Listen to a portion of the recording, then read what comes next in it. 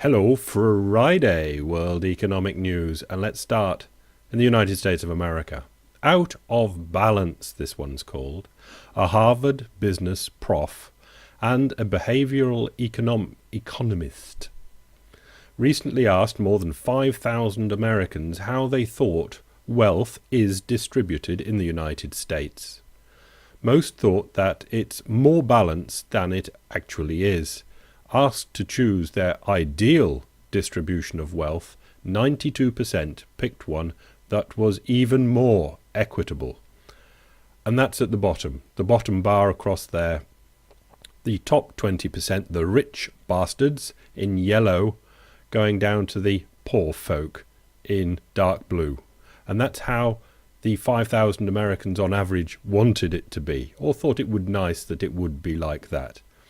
They thought it was actually like the middle one, with the rich having, just over half of the wealth and the poor getting a quite decent amount. But it is actually the top one, with the rich getting an awful lot, and then the next 20% down getting really quite a lot, the middle 20% getting really not much, and the bottom two lots of 20%, the poor and the oh so very poor, hardly getting on the chart at all. Dems is the facts, man. Wall Street Journal, The Source. By Katie Martin, the dirty secret of the currency market is out. In late 2009, Californian pension fund giant CalPERS sent shockwaves through the foreign exchange business when it sued one of its custody banks, State Street, alleging that the bank had been ripping it off on currency deals for years, a charge that State Street strongly denies. In the article she writes, "There's a big assumption here, though, that pension funds didn't know this was happening, that they simply could not have done anything about it any sooner, but this holds little water. Bankers, chiefly those at enlightened custody banks that don't do business in that way, that's the ripping off way, or at non-custody banks, have been bleating about this for years. Consultancies have been up in arms about it. Even a few journalists, she herself, have been hammering this issue for a very long time." Towards the bottom we get, and there's another way that funds could have figured this out. They could have used their common sense. If you give millions of dollars worth of business to a bank and let that bank get on with it without any competition, monitoring or reporting, it turns out that you don't necessarily get a good deal. Shocked? You shouldn't be.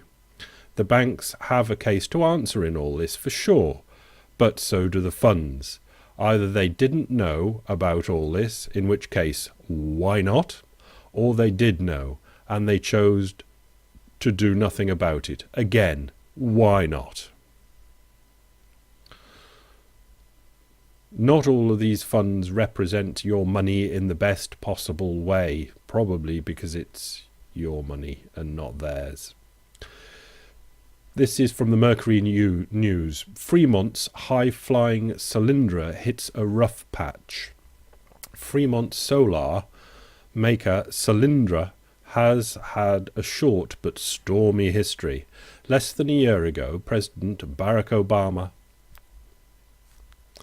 held it up as the poster child for clean energy, saying during a visit to its headquarters that companies like Solyndra are leading the way towards a brighter and more prosperous future.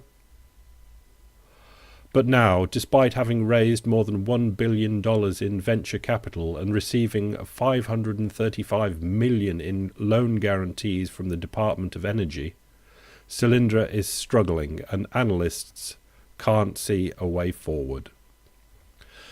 One reason for its woes is that low-cost Chinese manufacturers are building massive factories that have rapidly driven down the price of solar panels and shifted more than 50% of production to China.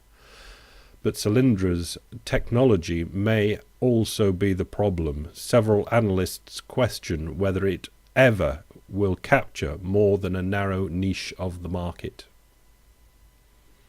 Throwing lots and lots of money into new green energy solutions is not always the best green energy solution. BBC Idle Scroll is Paul Mason's blog, writing via the BBC. And he's written a cracking little article here that I can't sum up. I can normally have a go at summing most up, but I can't. I'll pull some things out and hopefully it'll whet your appetite and you'll want to follow the link and go and have a look.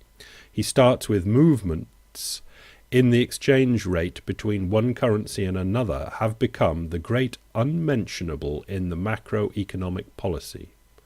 Half of the world has an exchange rate policy, and the other half claims not to have. Further down, it was the Brazilian finance minister Guido Mantega who declared that the world was in the midst of a currency war when he said that in September 2010. In fact, we are in the midst of several currency conflicts, and I will list them. Paul Mason does, and you can go and read the list of them. And later in the article, he says, the best metaphor I have for understanding this crisis is the 1982 movie Alien. And if that doesn't make you go and read the article, nothing will. And if you can hear that rumbling, that's my tummy rumbling. China.org, Chinese consumer confidence declines to lowest. Data shows Chinese consumer confidence fell in the fourth quarter of 2010 to the lowest since 2009. The index stood at 100 from 104 in the previous quarter. That's according to the Chinese National Bureau of Statistics and Nielsen. Analysts say that's due to concern inflation may restrain domestic spending. The Chinese are getting to know and fear inflation. So should the Chinese leaders. I'm sure they do. But can they do anything about it? Credit write-downs. An article by Mark Chandler, Bread and Circuses, Reform, Saudi Style. Saudi King Abdullah announced today increased social spending. A package valued at more than $11 billion was announced today, including increased spending on housing, education, social welfare, the creation of 1,200 jobs in supervision programs, and a 15% cost of living allowance for civil servants. Nice little raise for the Saudi civil servants. In effect, the 86-year-old king is increasing the basket of goods citizens get in hope that it will soften demands for political change. 6 months ago, the Saudi government announced $835 billion five-year spending program aimed at reducing unemployment, with a note here that unemployment is estimated at 40% for the 20 to 24-year-olds in Saudi. Coffee House, The Spectator blog, How the West Became So Dominant. Niall Ferguson has a zippy essay in the Times today previewing his forthcoming TV series and book on why the West became so dominant over the past 600 years. He argues that there are 6 features of the Western system that gave it its edge. 1. Competition, a decentralization of political and economic life which created the launch pad for both nation-states and capitalism. Competition. Science, a way of understanding and ultimately changing the natural world, which gave the West, among other things, a major military advantage over the rest of them. Science. Property rights. The rule of law, as a means of protecting private owners and peacefully resolving disputes between them, which formed the basis for the most stable form of representative government. Property rights. Medicine, a branch of science that allowed a major improvement in health and life expectancy, beginning in Western societies but also in their colonies. Medicine. Yes, Kitty. I'll be finished soon. Oh, she's gone away.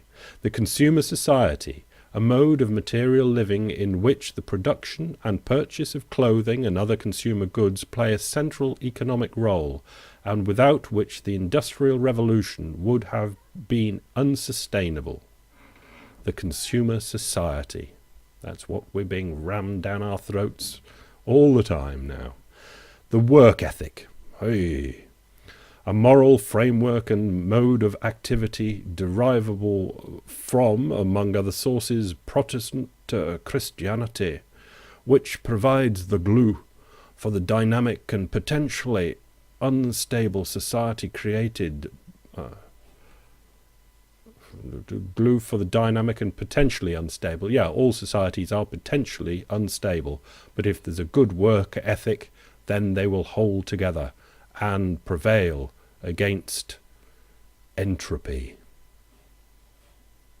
Have a good entropy weekend. Bye.